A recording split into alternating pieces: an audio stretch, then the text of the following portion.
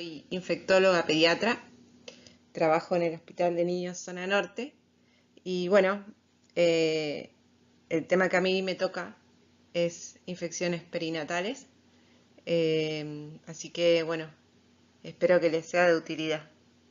Es bastante complejo los diagnósticos de las infecciones perinatales y claramente tienen que ser de manera oportuna para un mayor pronóstico en los recién nacidos. Así que bueno, en esta charla vamos a hablar un poco el enfoque también del pediatra frente a la consulta de estos recién nacidos.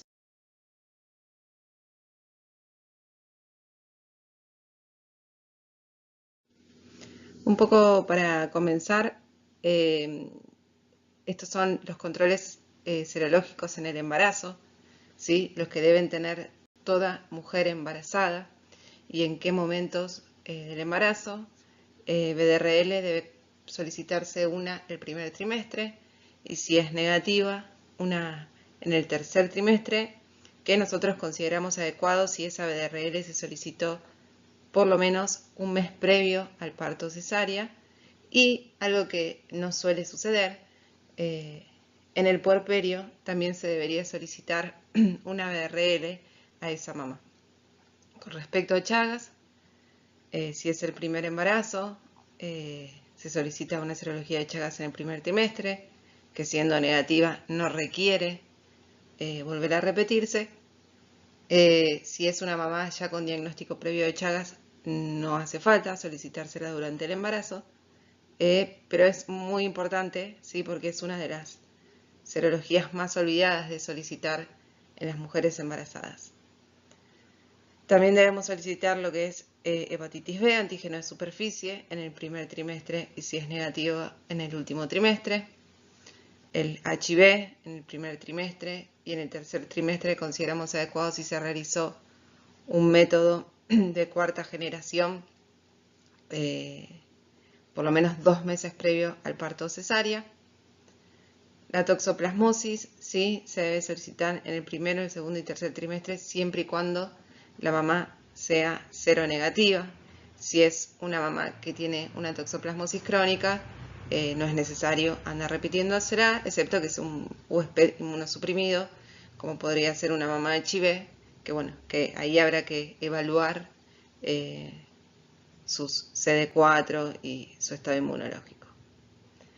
Lo que es IgG para varicela, se debe solicitar si la mamá no sabe, si desconoce el antecedente de haber padecido la enfermedad, y la inmunoglobulina G para rubiola solamente en casos en los cuales en la eco fetal nos haga sospechar la enfermedad, al igual que acá no está en el cuadro, que es citomegalovirus. Citomegalovirus no es una serología que uno lo pida de rutina en el embarazo, ya que se asume que más del 90% de las personas en edad adulta son seropositivas, y además ese positivo no descarta que uno pueda tener una reinfección por otro serotipo de citomegalovirus, así que solo se solicita frente a la sospecha diagnóstica por síntomas maternos o por signos ecográficos de ese bebé. Y acá lo que es el estreptococo,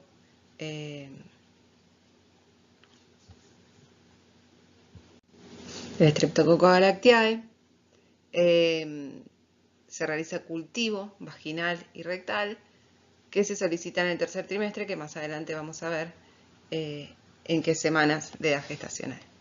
Para empezar, vamos a empezar con sífilis congénita, que es una de las que mayores dolores de cabeza nos da a la hora de diagnosticarlo. La sífilis congénita, ¿sí? El bebé la adquiere como resultado de una infección transplacentaria producida por este Treponema pallidum en cualquier etapa de la infección materna, como también en cualquier etapa del embarazo. La sífilis se transmite al feto por vía transplacentaria, ¿sí? Siguiendo la espiroquetemia materna, aunque también pueden ocurrir intraparto por el contacto con las lesiones genitales maternas en aquellas mamás que tengan diagnósticos de sífilis primaria. El aislamiento del Treponema pallidum en hasta un 74% de las muestras de líquido amniótico de mujeres con sífilis temprana sugiere que el microorganismo es capaz de atravesar las membranas fetales y obtener acceso al líquido amniótico y dar lugar a la infección fetal.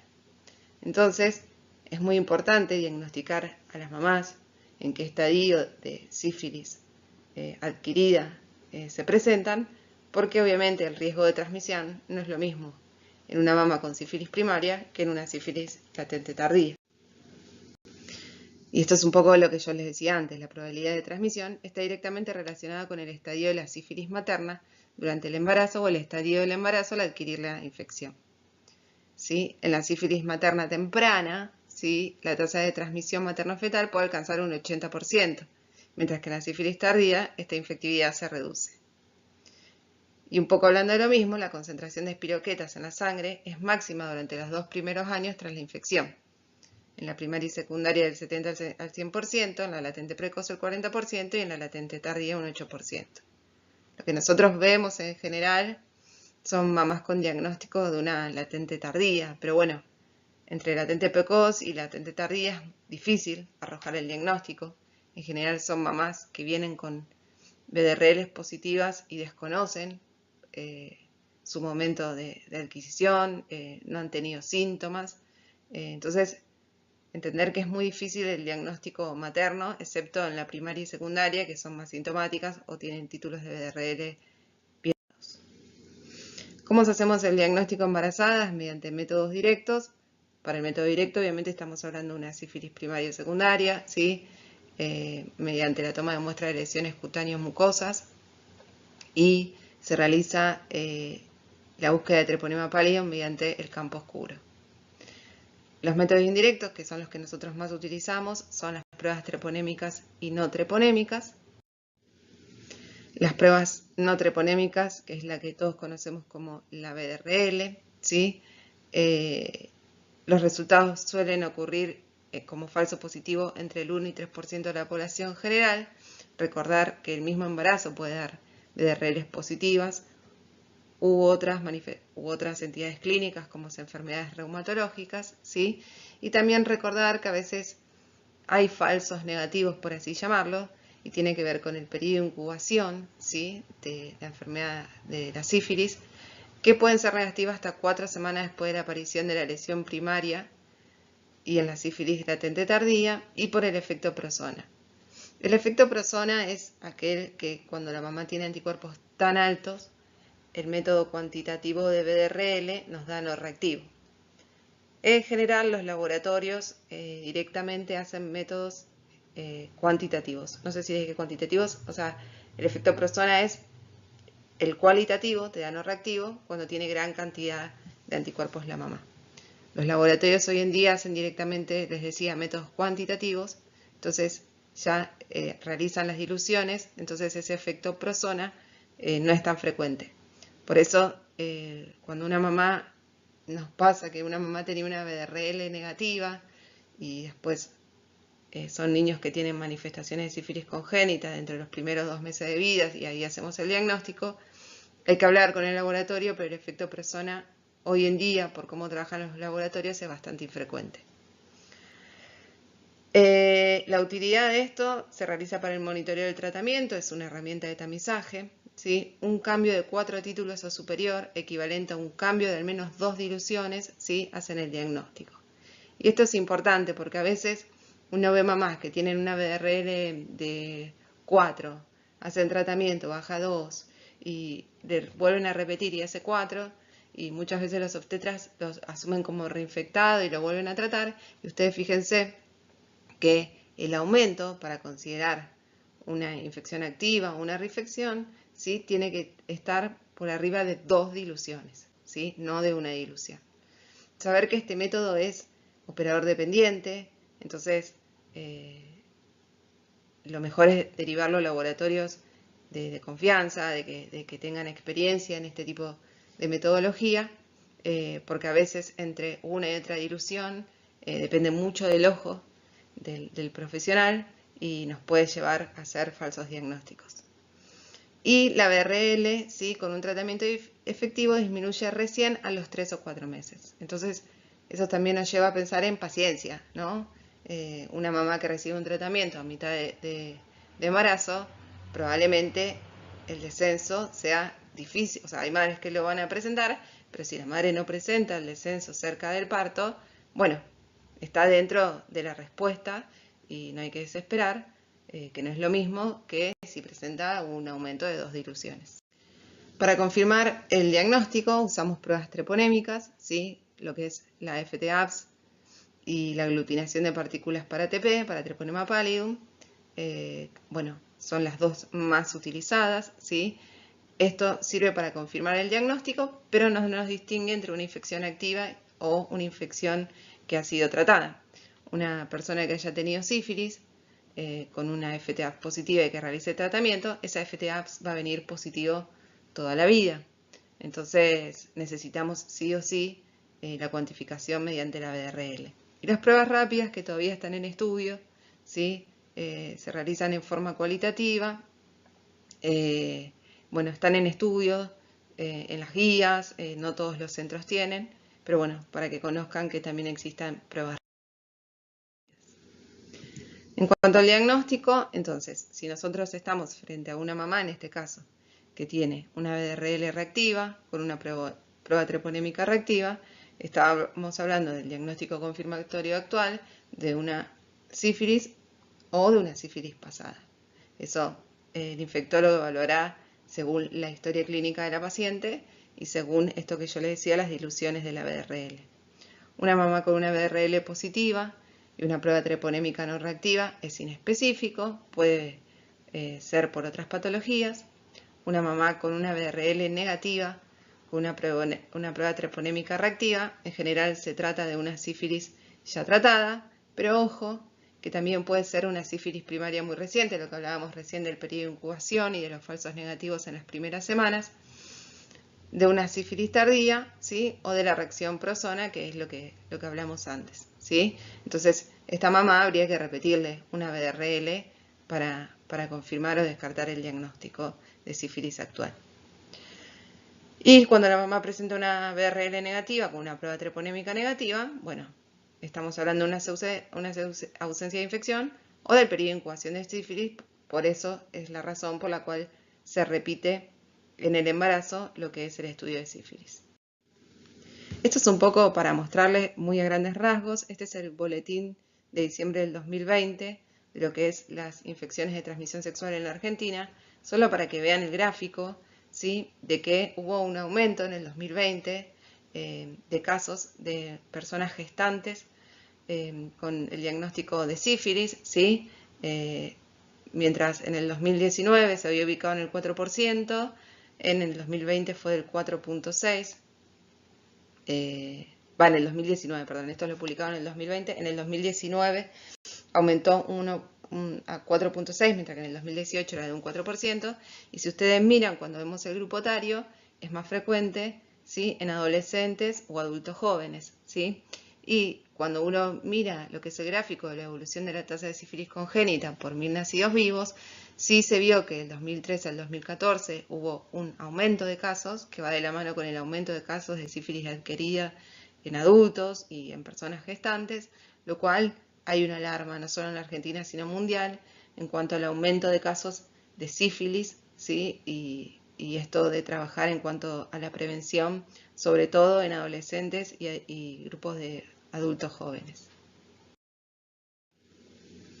Entonces, el tratamiento en embarazadas va a depender del estadio, ¿sí? Una sífilis temprana con una sola dosis de penicilina benzatínica intramuscular se considera adecuado. La sífilis tardía va a depender un poco si es mayor o menor de un año, pero se considera que 3 dosis semanales de penicilina intramuscular es un tratamiento adecuado. Y si uno no conocería, ¿sí? Desde hace cuánto la paciente tiene esta sífilis latente, así y todo son 3 dosis semanales, ¿sí?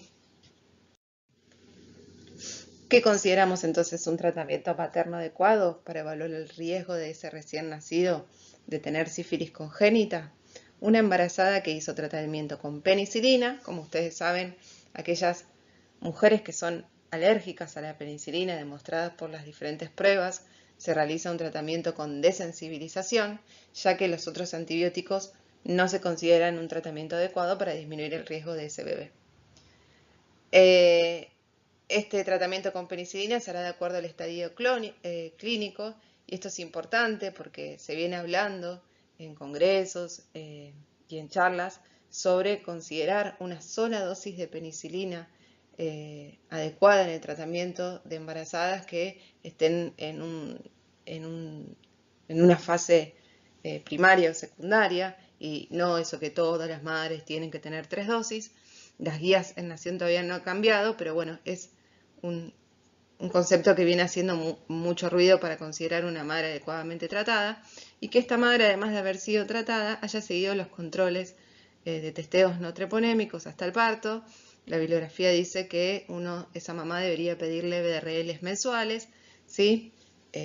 Bueno, como ya les dije, recién desciende a los 3 o 4 meses, ¿sí? Eso lo evalúa el obstetra si le pide mensual o cada cuánto le pide, y que los títulos que hayan presentado el descenso esperado, ¿sí?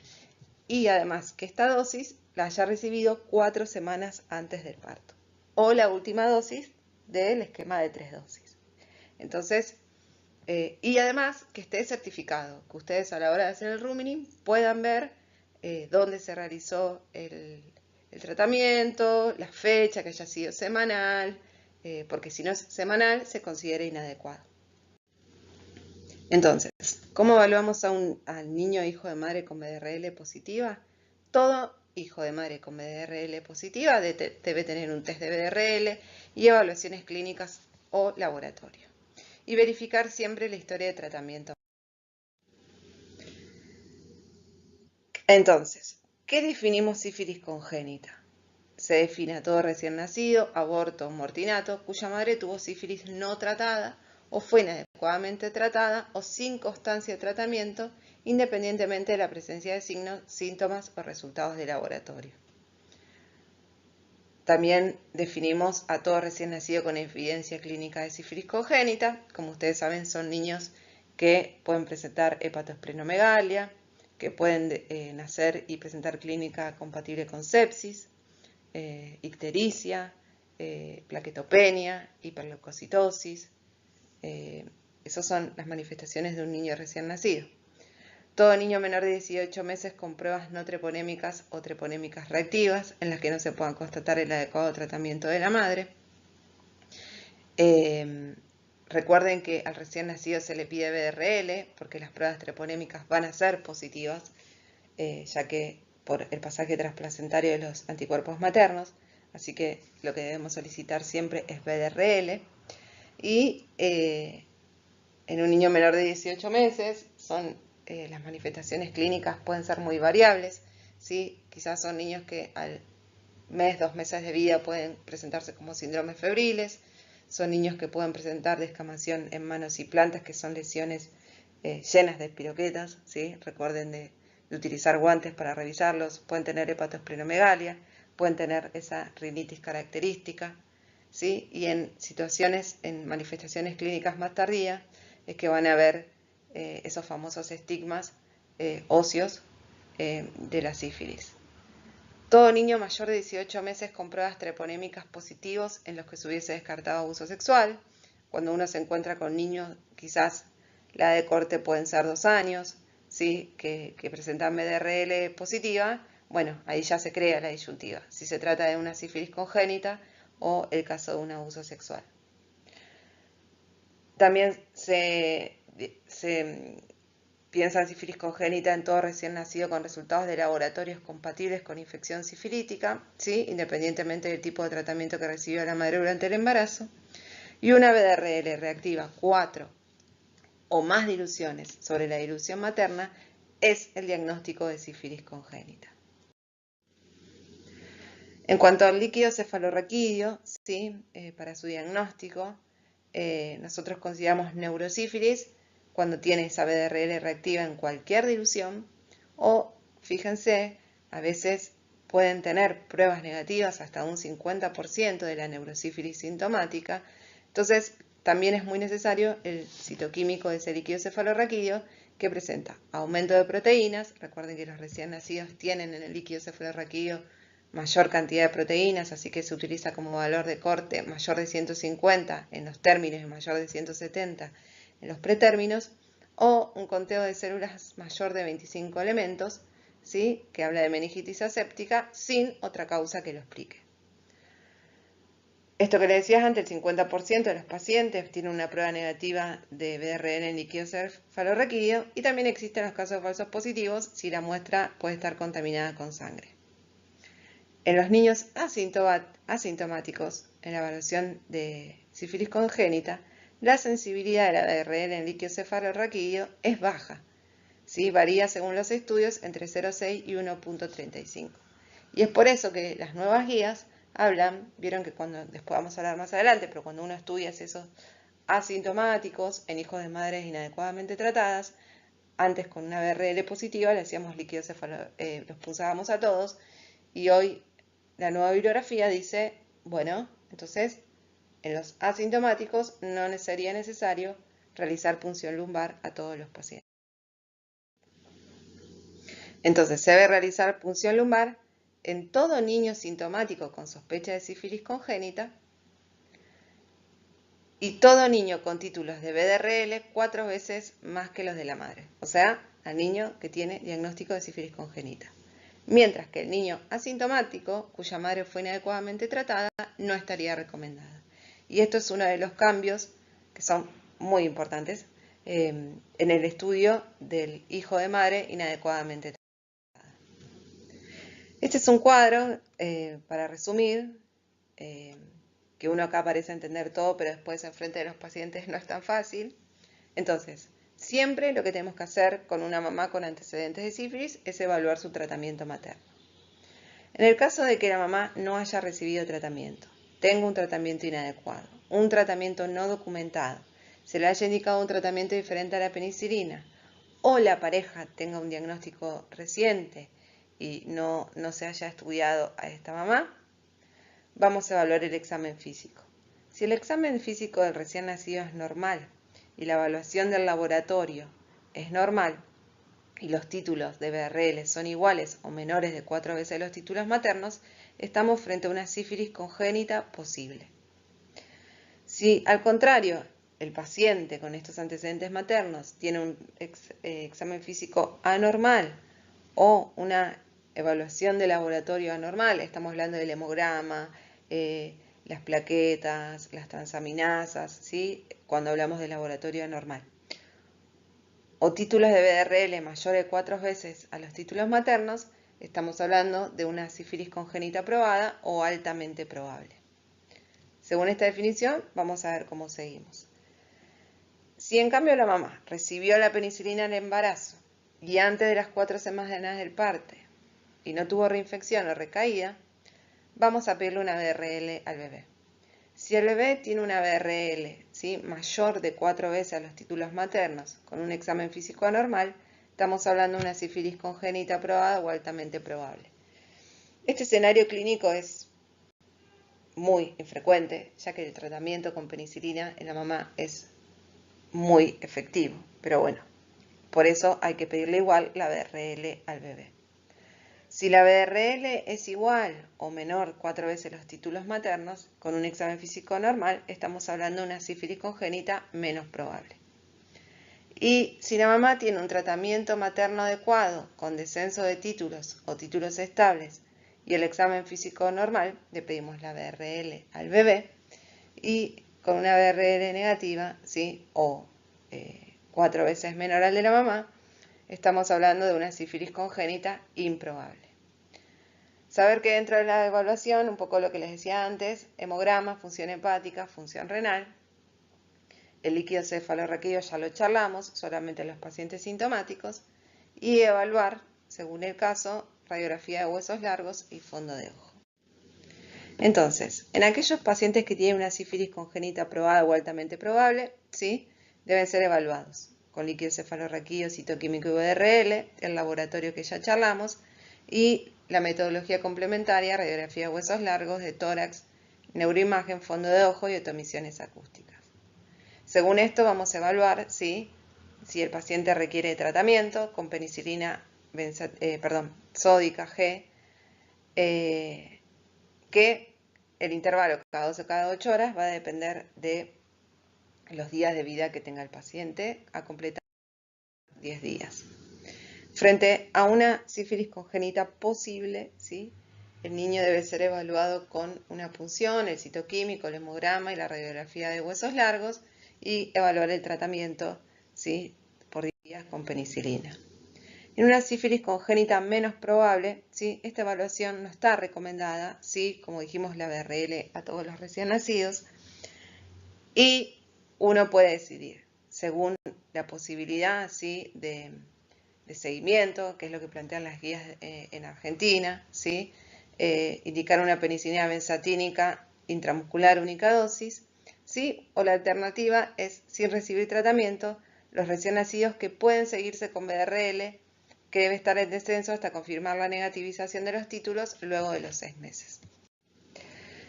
La sífilis congénita improbable, ¿sí?, la evaluación no está recomendada, deben ser seguidos para confirmar la negativización de los títulos en caso de BRL positiva. Si no se asegura el seguimiento, se puede administrar la penicilina benzatínica intramuscular, ¿sí?, y los neonatos con BRL negativa, con madres con títulos bajos, debe ser testeado a los 3 meses para asegurarse la negativización.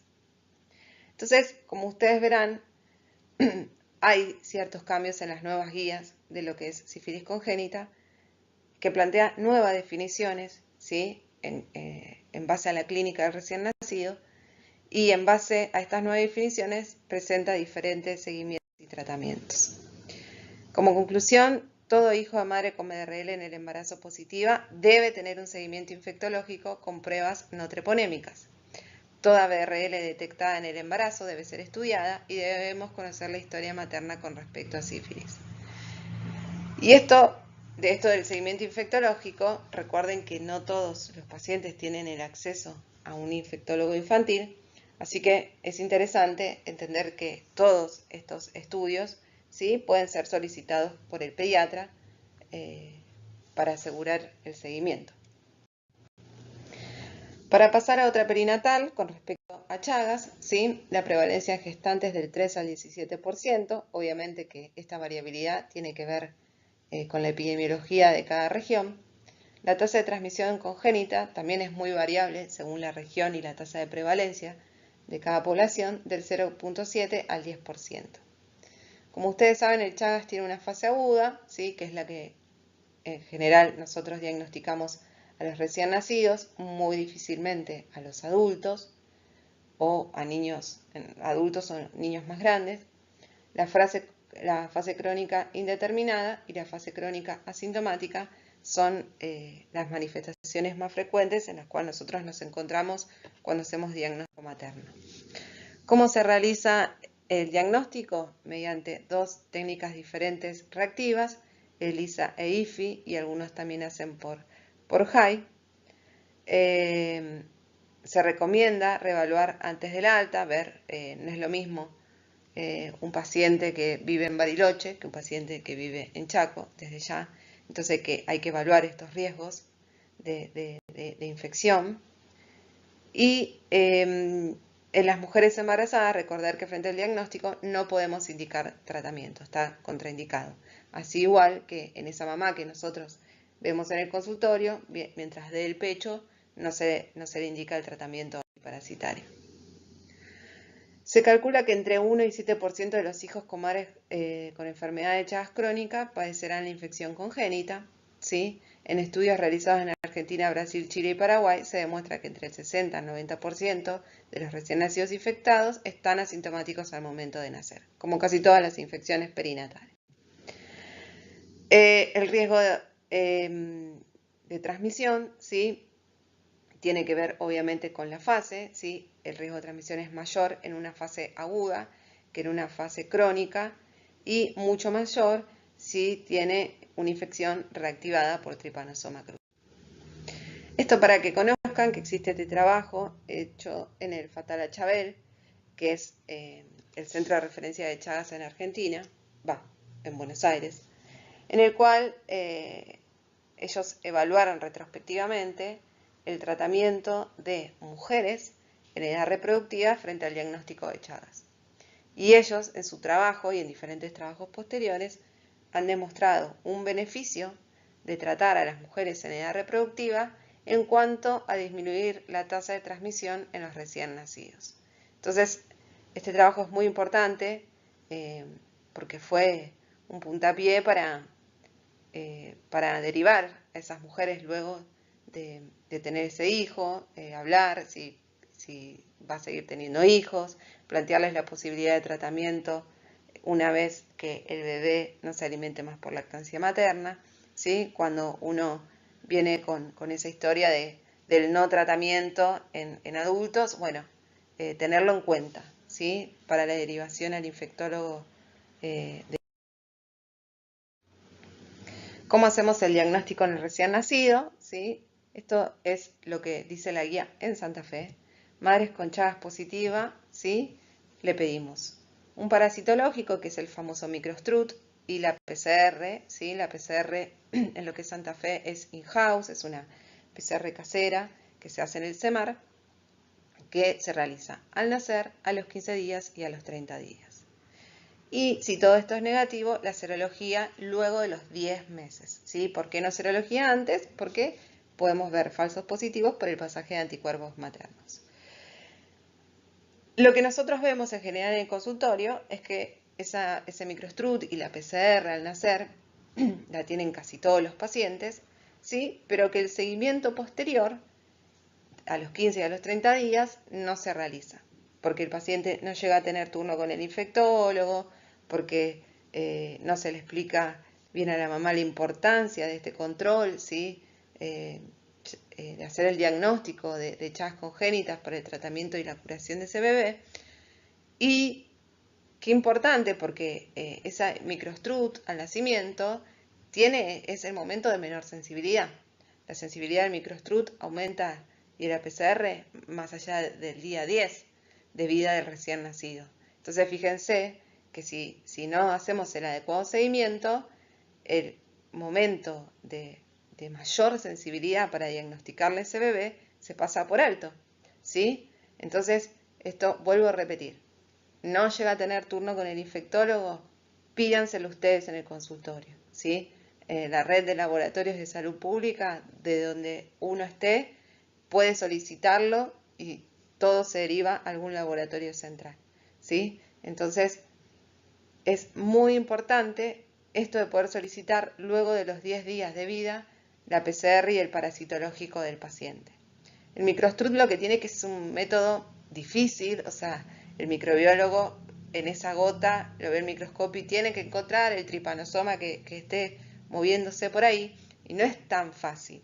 Entonces, la PCR ha aumentado totalmente la sensibilidad del diagnóstico en los recién nacidos, así que si uno cuenta con las dos herramientas, aumentamos mucho la sensibilidad del diagnóstico. Si cualquiera de estos métodos fuese positivo, uno indica el tratamiento, mientras que si es negativo, ¿sí? Y luego de los 10 meses tiene serología negativo, asumimos que ese recién nacido no está infectado. Recuerden estudiar a los hermanos. Muchas mamás con el antecedente, con este diagnóstico de Chagas, han pasado por alto, no han llegado a completar el diagnóstico de sus otros hijos, y siempre estamos a tiempo, ¿sí? En cuanto a los niños en edad pediátrica, hacer un diagnóstico y un tratamiento. El tratamiento de Chagas congénito puede ser con Besniazol y Nifurtimox. La verdad que el programa de Chagas a veces tienen Besniazol y a veces tienen Nifurtimox, y en eso se basa qué es lo que nosotros elegimos. Las dosis están ahí enumeradas, no se las voy a decir una por una, ¿sí? Se realizan 2 meses de tratamiento y su mayor toxicidad tiene que ver con la médula, así que es muy importante el seguimiento previo al tratamiento con hemogramas y hepatograma, y después cada 15 días mientras realiza el tratamiento. Saber que se puede indicar en prematuros o niños de bajo peso, ¿sí? Que se comienza a menores dosis y luego se va aumentando cada 48 a 72 horas. Y tanto el Benidazol como el Nifurtimox, como ya les dije, el tratamiento son 60 días, pero si el paciente presentaría alguna intolerancia al medicamento, ¿sí? se considera aceptable si al menos cumplió 30 días de tratamiento. Pasando a hepatitis B, ¿sí? El 5% de la población mundial está infectada, 20 al 40% la adquiere de manera vertical, y en Argentina la verdad que la prevalencia de hepatitis B es muy baja. ¿Cómo hacemos el diagnóstico de la embarazada? ¿Sí? Mediante un antígeno de superficie positivo. Con eso solo no nos alcanza, sino que deberíamos pedirle un anticuerpo anticore, ¿sí? Y un anticuerpo un antígeno E, que habla de replicación viral, que cuando es positivo, ¿sí? El riesgo para el recién nacido es del 70 al 90%, ¿sí? Igual, más que este antígeno E, hoy en día se usa mucho lo que es la carga viral para hepatitis B para evaluar el riesgo del recién nacido. Se pide en el primer trimestre, si no está vacunada hay que vacunarla. Hoy en día, bueno, la tasa de vacunación para hepatitis B en Argentina es bastante alta, es más raro encontrarse con una mamá no vacunada, pero habría que rechequear el carnet de vacunas y lo repetimos en el tercer trimestre. Y una mamá que no esté vacunada, ante la exposición debe indicar gamma-globulina y vacuna. Esto obviamente no lo vamos a ver uno por uno porque nos vamos todos a dormir, pero bueno, para que sepan cómo se estudia, ¿sí? Para hepatitis B a una mamá deberíamos pedirle entonces el antígeno de superficie, el anticore, ¿sí? Se puede pedir el antígeno E y también podemos solicitar la carga viral para llegar al diagnóstico de si es una infección aguda, una infección crónica o una infección pasada para evaluar el riesgo de ese bebé de transmisión de hepatitis B. Entonces, estos son los algoritmos de lo que es nación. Frente a la primera consulta obstétrica solicitar. Si el antígeno de superficie es positivo, estudiar con anticore. Si es reactivo, es un caso confirmado de infección por hepatitis B y hay que evaluar el riesgo de transmisión perinatal. Con lo que yo les decía, en general hoy en día se utiliza lo que es la carga viral para evaluar el riesgo. Y derivar al especialista y aplicar la vacuna al neonato antes de las 12 horas de vida y Entonces, frente a una madre con antígeno de superficie positivo, ¿sí?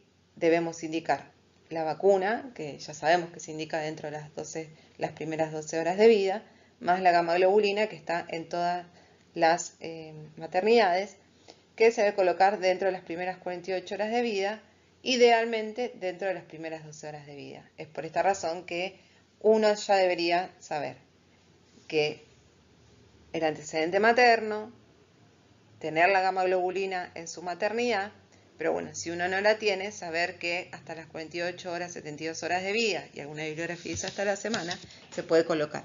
Pero obviamente que al pasar las horas o días de vida, la efectividad de la gamma-globulina es mucho menor. Entonces, ¿cómo estudiamos a ese hijo de mamá de hepatitis B positiva? Lo vacunamos y recién luego de tener el esquema para hepatitis B positivo, le vamos a solicitar al hijo anticuerpo anticore y anticuerpo de antígeno de superficie. Esto se solicita entre los 9 a 15 meses de edad. Y con estos resultados se evaluará si se trata de un paciente con un bebé con anticore positivo, ¿sí? Hay que solicitar el antígeno de superficie. Si es reactivo, confirma la infección por hepatitis B de ese niño y habrá que repetir el antígeno de superficie a los 6 meses. Si ese antígeno de superficie es no reactivo, se descarta una infección oculta mediante el ADN viral de hepatitis B, que es la carga viral, ¿sí? Una carga viral detectable confirma infección y una carga viral no detectable con anticuerpos menores de 10 habla de una revacunación del bebé.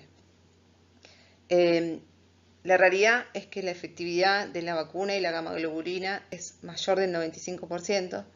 Entonces, en un paciente en que haya recibido la profilaxis adecuada, es raro encontrarse frente a un caso de una hepatitis B perinatal, que como ustedes saben tiene un riesgo mayor a la cronicidad y al hepatocarcinoma.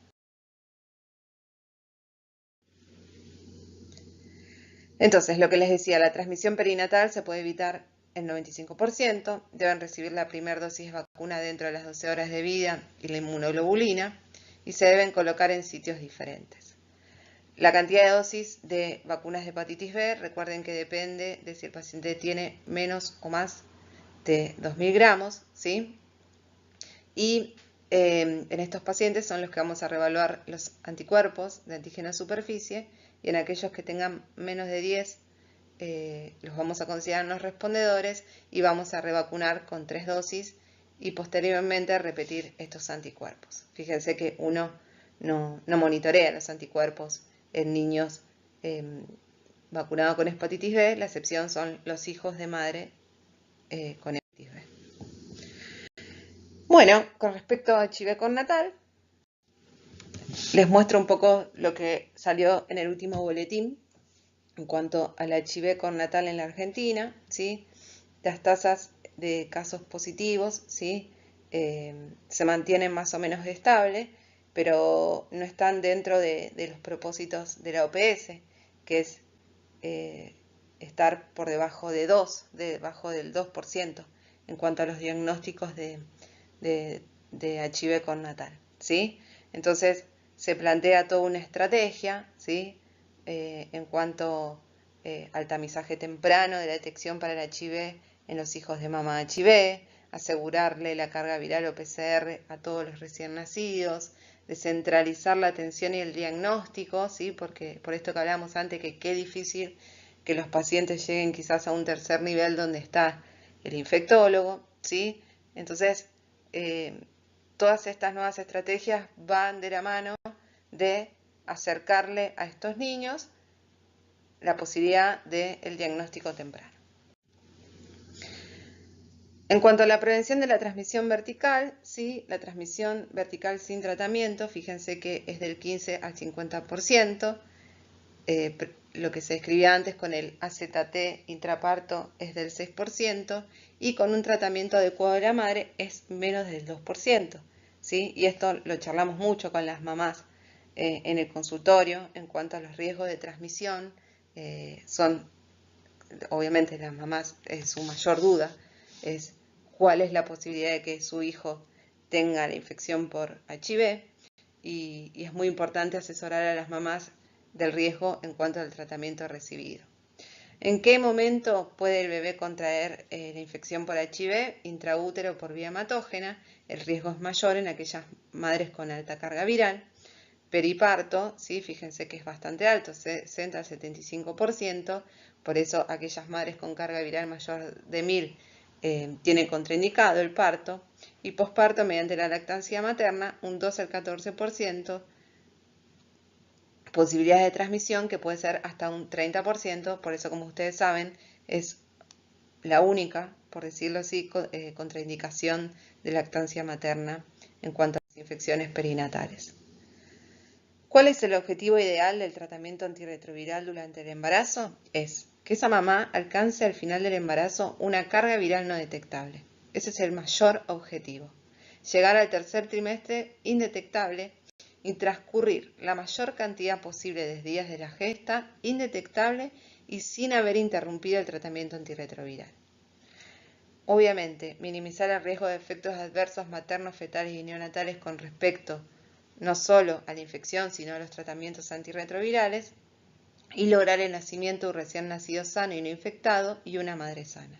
Entonces, es muy importante que la mamá tenga un diagnóstico en el primer trimestre para poder asegurarle un tratamiento y llegar con una carga viral no detectable, pero también es muy importante esto, transcurrir la mayor cantidad posible de días de la gesta con la carga viral indetectable. Entonces, ¿cómo llega la mujer al parto? Con una carga viral no detectable en el momento de parto, con una carga viral mayor de 1000, así es como nosotros los dividimos, y con una carga viral desconocida, ¿sí? Que es lo que puede pasar en aquellas madres con un diagnóstico tardío o con un diagnóstico periparto, o en madres que no se hayan hecho controlar durante el embarazo.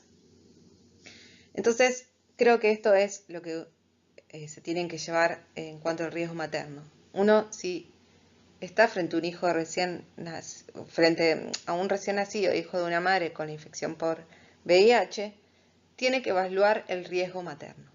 Y ese riesgo materno habla del riesgo de ese bebé de contagiarse la infección por VIH. Entonces, ¿cómo considero yo un recién nacido bajo riesgo? Son aquellas madres con buena adherencia al tratamiento antirretroviral durante la gestación, con la carga viral indetectable cercana al parto a partir de la semana 34. Un recién nacido con mediano riesgo, ¿sí? Son madres que recibieron el tratamiento antirretroviral, que no tienen una carga viral indetectable y que hay que considerar la adherencia, a la adherencia materna, y si no tiene carga viral indetectable, evaluar por lo menos si el descenso de carga viral fue el adecuado. ¿Sí? No siempre el adecuado es que tenga carga viral indetectable, sino que se maneja por el descenso de logaritmos de la carga viral. Y un recién nacido de alto riesgo son madres que no han hecho un tratamiento efectivo antirretroviral durante el embarazo, aquellas mamás que hablábamos antes que tienen el diagnóstico periparto, o aquellas mamás con infección aguda documentada en el embarazo o en la lactancia. Entonces, ¿cómo estudiamos a ese hijo de mamá con infección por VIH? ¿Sí? Saber que se solicitan PCR y carga viral, que obviamente no se utilizan anticuerpos por lo que hablamos del pasaje transplacentario, ¿sí? Entonces, el diagnóstico, la primera muestra puede ser en las primeras 24 a 72 horas, ¿sí? O entre los 14 y 30 días. Y esta primer PCR a las 24 a 72 horas tiene una sensibilidad muy baja, ¿sí? 30, 40%. Entonces, es una PCR de mucha utilidad en aquellos recién nacidos de alto riesgo, ¿sí? Pero quizás en recién nacidos de bajo riesgo no es de tanta utilidad esta PCR. Pero sí o sí, luego de la semana, los 10 días, que aumenta la sensibilidad del método, es cuando hay que pedir la primera muestra. Si es positivo, se confirma con una nueva muestra. Si es negativa, se solicita la segunda muestra entre 1 y 2 meses. Si es positiva, se confirma con una nueva muestra. Si es negativa, la tercera muestra se pide entre los 4 a 6 meses. Si es positiva, lo mismo, se repite una nueva muestra. Si es negativa, se habla de un descarte virológico y se le hace un seguimiento serológico a los 18 meses.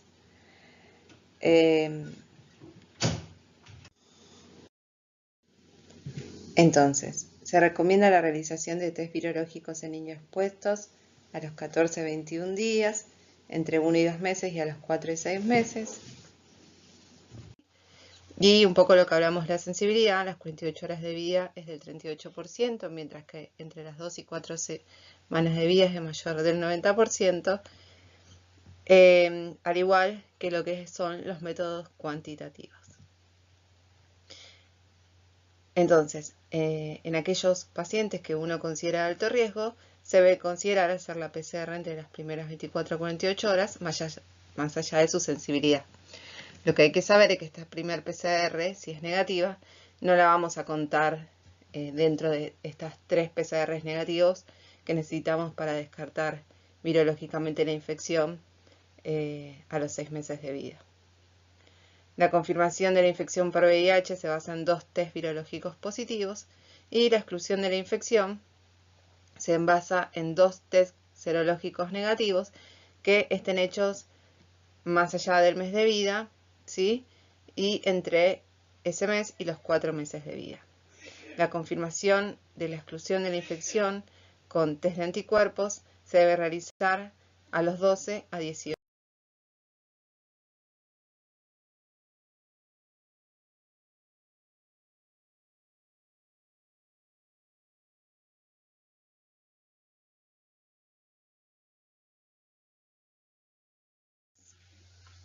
Entonces, ¿qué profilaxis vamos a indicar? Como ya hablamos antes, hay que categorizar al recién nacido si es de bajo, mediano o alto riesgo.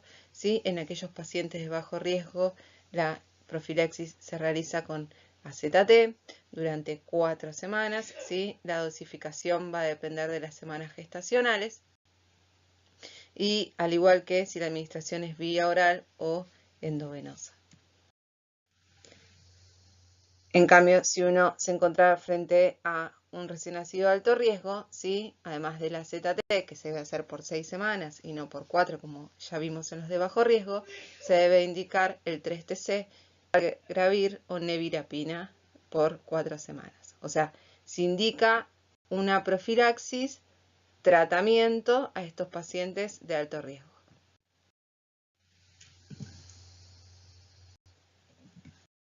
No les voy a nombrar uno por uno, pero lo que les quería mostrar es que fíjense que síntomas leves pueden ser una adenopatía, hepatoesplenomegalia, hipertrofia parotidia, o por ejemplo, en lo que son la categoría B, la meningitis bacteriana, la candidiasis orofaringia persistente. Bueno, entender a veces al revés el concepto, ¿sí? Que los pacientes que tienen infecciones severas o infecciones no típicas para la edad, se debe descartar la infección por HIV porque son síntomas marcadores de la infección. Y los síntomas graves, que ya habla de una etapa de SIDA, ¿sí? Como puede ser la criptococosis, la encefalopatía, ¿sí? Bueno, también pueden haber acá lo que es la toxoplasmosis cerebral, infecciones por micobacterias atípicas, linfoma. Bueno, no vamos a nombrar uno por uno, pero saber que existe la estadificación por síntomas y la estadificación inmunológica, que va a depender del recuento del CD4, que como ustedes sabrán, no es lo mismo menores de 2 meses que un paciente de 7 años en cuanto al recuento absoluto de estas poblaciones linfocitarias, ¿sí? Y después uno realiza lo que es la clasificación clínica e inmunológica y termina de estadificar. Entonces, ¿qué evidencias llevaron a la modificación de las guías? La disminución del reservorio con tratamiento muy temprano en lactantes pequeños, ¿sí? O sea, que estos se viene charlando hace años en todas las guías, diagnóstico precoz y tratamiento precoz para la mejor evolución de ese niño con diagnóstico con HIV, ¿sí? Recordar que son niños con, en general, alta carga viral, ¿sí?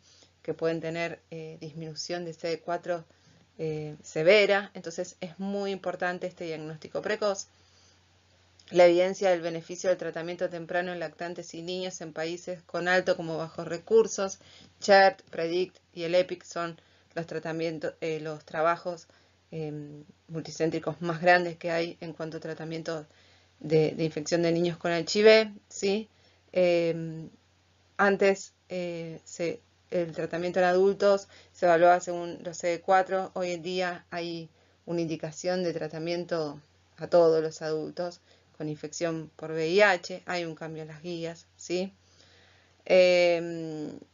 Y utilizar fármacos actuales con menor toxicidad mitocondrial y más fáciles de tomar, más presentaciones pediátricas, menos comprimidos y formulados. Esto solo para que vean, ¿sí? Las diferentes guías, ¿sí? Que todas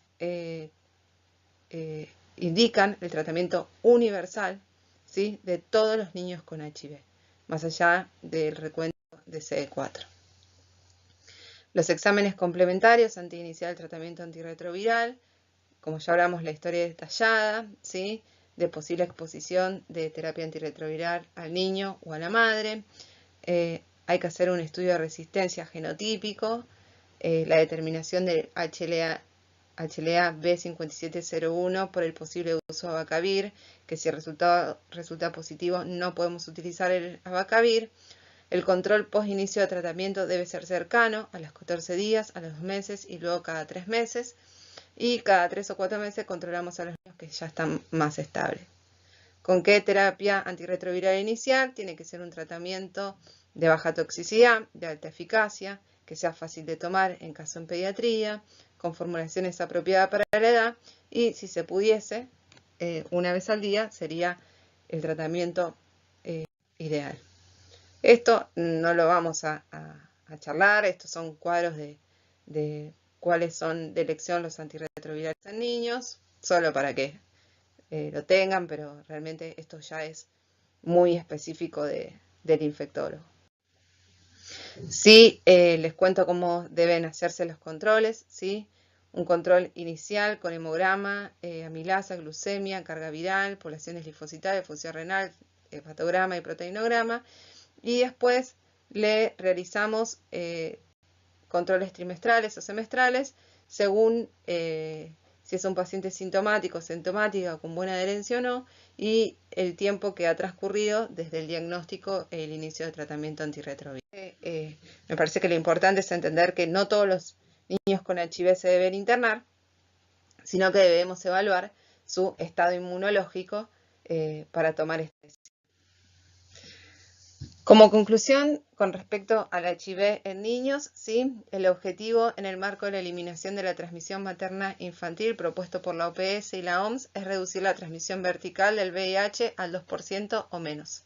En nuestro país, como yo les mostré antes los datos, el 4.7% de los bebés nacidos de mujeres con VIH contraen la infección. El tratamiento antirretroviral a embarazada es la medida más eficaz para prevenir la transmisión vertical, pero debe acompañarse de una atención sanitaria global que incluya control adecuado del embarazo, tratamiento antirretroviral materno adecuado y sostenido, programación individualizada del tipo de parto y la profilaxis antirretroviral del recién nacido. Pasamos a toxoplasmosis, ¿sí? En cuanto a la epidemiología, 1/3 de la población mundial presenta la infección por toxoplasmosis. 1/3 de las madres con infección aguda transmitirán la toxoplasmosis a su hijo. Un 4% de ellos complicará con un daño neurológico permanente, compromiso visual o muerte. Y la infección materna puede ser sintomática o asintomática, ¿sí? La asintomática es la más frecuente, ¿sí? Por eso es que toda mujer embarazada debe tener un testeo de toxoplasmosis, ¿sí? La transmisión transplacentaria va a depender del momento de la adquisición de la infección, ¿sí? Siendo mayor luego de las 28 semanas, pero con menos afectación fetal, y la transmisión vertical es menos del 10% en el primer trimestre, pero su afectación fetal puede ser mucho más grande. ¿Cómo hacemos el diagnóstico materno? ¿Sí? Nosotros a todas las mamás le debemos pedir antes, en el primer trimestre, idealmente antes de las 20 semanas, de las 18 semanas, la serología para toxoplasmosis, ¿sí? ¿Qué se pide? IgG e IgM, ¿sí?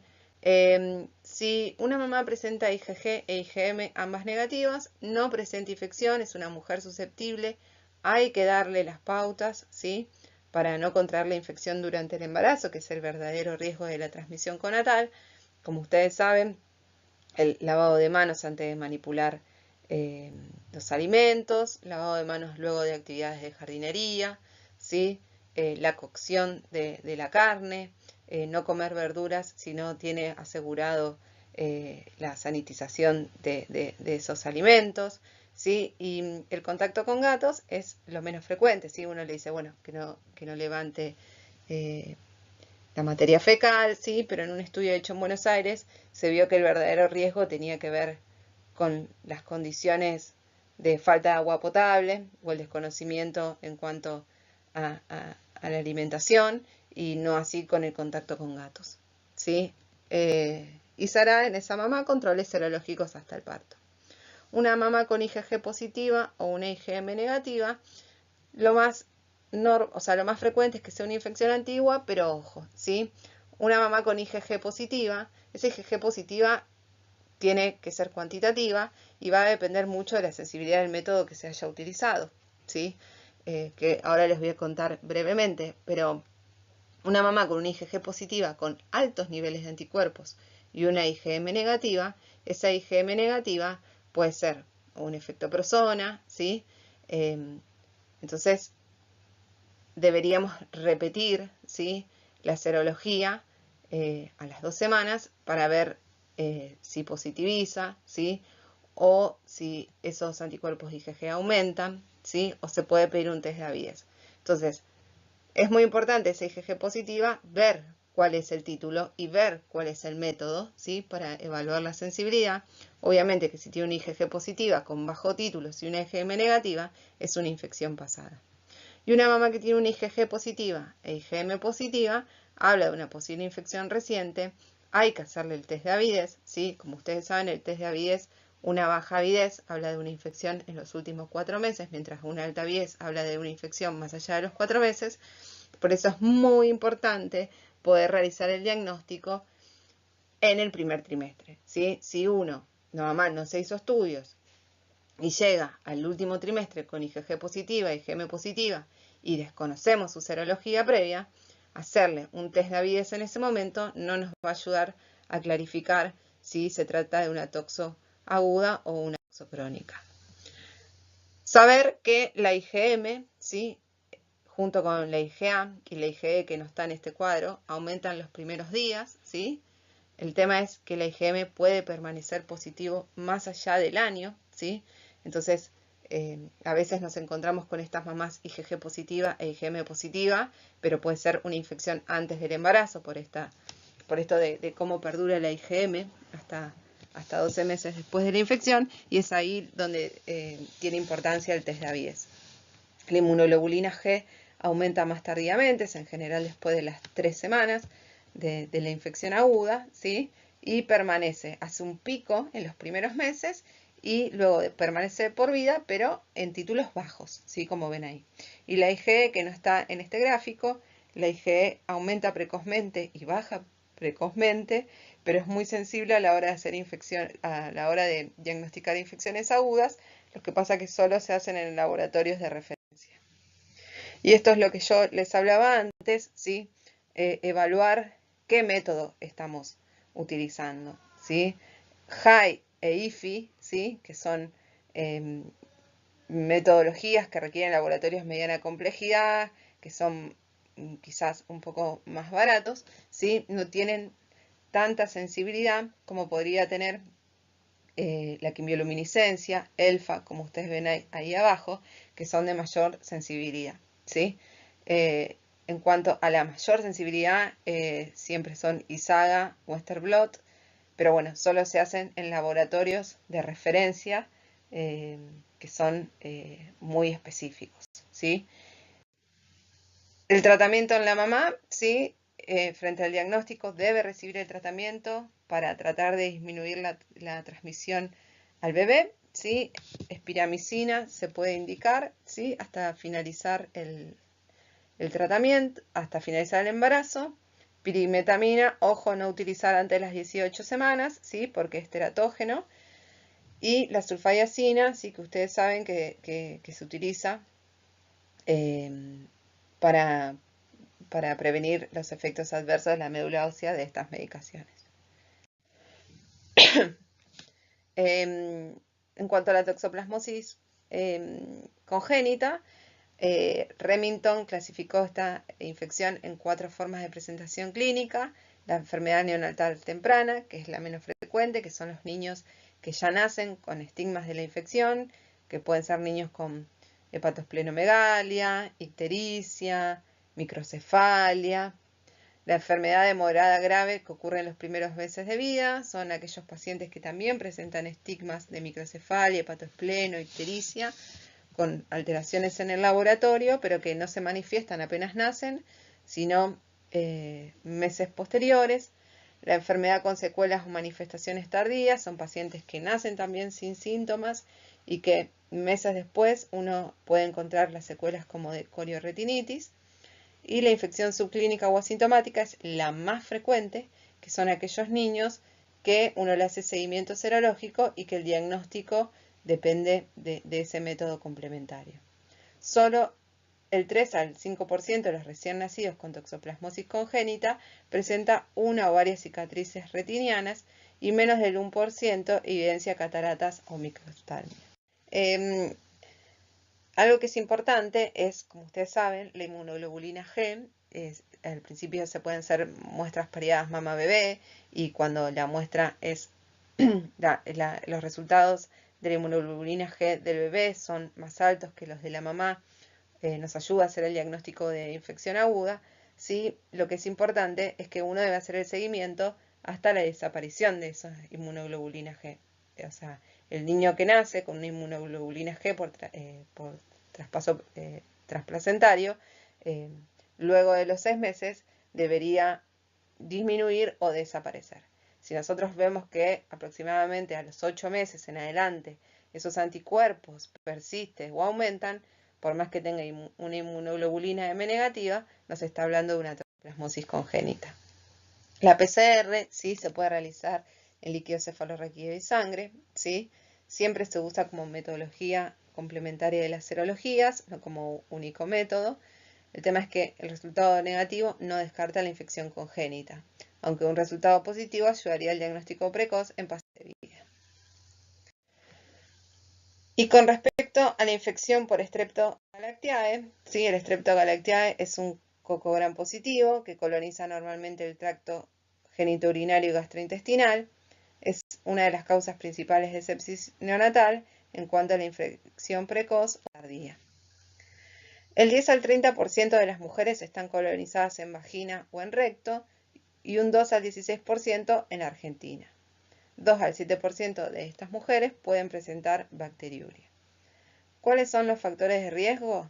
La edad gestacional menos de 37 semanas, la ruptura prematura de membrana mayor de 18 horas, una madre con diagnóstico de coriamnionitis, una madre con fiebre intraparto, un hijo anterior con infección invasiva por el Streptogalactiae, la bacteriuria en este embarazo o infección urinaria por Streptogalactiae y las madres adolescentes. ¿Sí? ¿Cuáles pueden ser las manifestaciones clínicas en las madres? Generalmente son asintomáticas, pueden tener infección urinaria, coriamnionitis, endometritis, bacteriemia y menos frecuentemente sepsis, meningitis y endocarditis. En ausencia de la profilaxis, 1 a 2% de los recién nacidos de madres colonizadas por el estrepto desarrollarán una infección temprana. La incidencia en la Argentina, fíjense que es baja, se estima que es un 0.6 por 1000 recién nacidos vivos, ¿sí? Y va a depender obviamente de las madres con factores de riesgo. La infección en los niños puede ser precoz dentro de los 7 días de vida o tardía de los 7 días a los 3 meses de vida, con una edad promedio en la infección precoz dentro de las primeras horas y la infección tardía luego de los 27 días. Generalmente en la infección precoz hay un factor de riesgo, mientras que en la infección tardía se desconoce o está ausente, y las manifestaciones clínicas no son las mismas, sino que en el recién nacido la manifestación clínica más frecuente es la dificultad respiratoria y la bacteriemia, mientras que en la tardía la sepsis y meningitis. La mortalidad de la infección precoz es mayor que la de la infección tardía. Esto un poco para que vean, ¿sí?, cómo disminuyó la mortalidad y la incidencia de sepsis neonatal precoz, la utilización de la profilaxis y el estudio universal de todas las madres para Streptogalactiae. Entonces, ¿quiénes deben recibir profilaxis con antibióticos? Toda mamá que tenga un hijo previo con infección invasiva por el Streptogalactiae, una mamá que tenga una bacteriuria por estrepto durante el embarazo actual, un cultivo positivo, obviamente, y en aquellas mamás que se desconoce si está colonizada, pero que tiene un parto prematura o un parto en el cual la ruptura prematura de membrana es mayor de 18 horas, o que tenga fiebre intraparto. O en aquellos pacientes que llegan al momento del parto, que no tienen hecho el cultivo y que la institución pueda realizarle esta NAT, que son métodos de biología molecular, y sea positivo, ¿sí? Quienes no deben recibir, aquellos pacientes con colonización en el embarazo previo, estas mamás hay que volver a estudiarlas, ¿sí? Al igual que si tuvo una bacteriuria en el embarazo previo, hay que volver a estudiarlas, o sea, el antecedente solo no alcanza para indicarle la profilaxis, y no deben recibir aquellos que tienen cultivo negativo y que tiene programado una cesárea con bolsa íntegra. ¿Cuál es la profilaxis adecuada? El uso de penicilina, en primer lugar, sino ampicilina o cefazolina, que se administra dentro de las 4 horas previas al parto, no dentro, 4 horas previas al parto.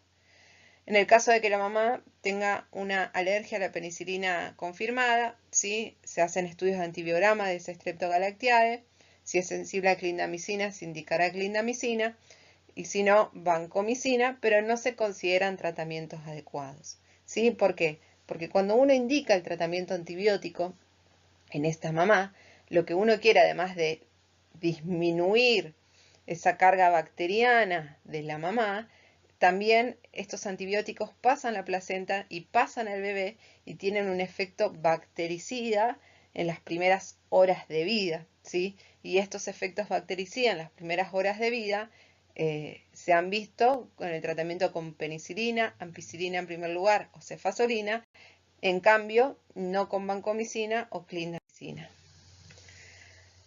¿Cómo evaluamos a ese hijo recién nacido de una mamá con cultivo positivo? En el 2019, ¿sí? Salió lo que es la nueva guía de la Academia Americana de Pediatría en cuanto al manejo de niños con riesgo de enfermedad por estreptococo del grupo B, ¿sí?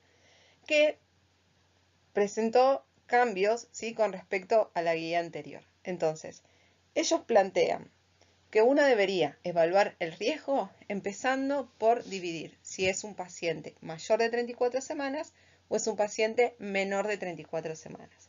Si es un paciente con una edad gestacional de mayor de 34 semanas, plantean tres alternativas. Uno es la categorización de riesgo.